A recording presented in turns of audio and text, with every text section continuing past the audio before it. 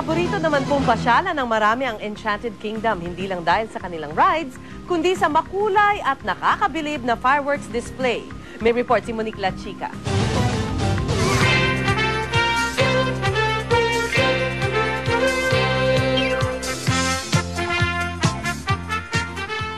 Dinarayo ang Enchanted Kingdom lalo na kapag Pasko. Sikat kasi ito sa mga iba't ibang rides na kinagigiliwan ng mga bata at matatanda. Napakasarap po sumakay.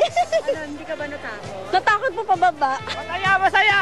Nanginginig yung tuhod ko. Saya dito! Nakain dito!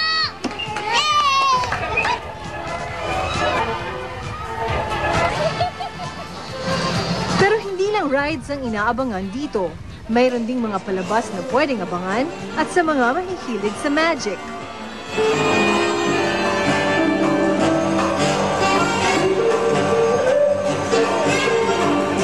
Ladies and gentlemen, big round of applause to my lovely assistant, Michelle. Makikita rin dito ang souvenirs at pangregalo sa inyong mga mahal sa buhay. Pero pagsapit ng gabi,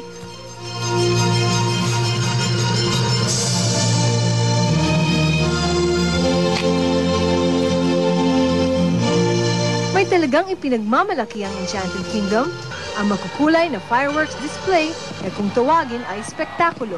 Yung fireworks of art will not only be fireworks, it will also include laser, light, and beautiful music. Itong mga fireworks na ito, iba't ibang klase. Merong pambata, merong pang matanda. Bata man o matanda, namamangha sa fireworks display na talagang may pagmamalaki dahil gawang Pinoy at naiiba sa lahat. It's as beautiful as I have seen in Hong Kong.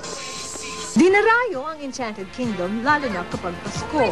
Sikat kasi ito sa mga iba't ibang rides na kinagigiliwan ng mga bata at matatanda. Napakasarap po sumakay. Hindi ka ba natakot? Natakot po pababa. Masaya, masaya! Nanginginig yung tuhod ko.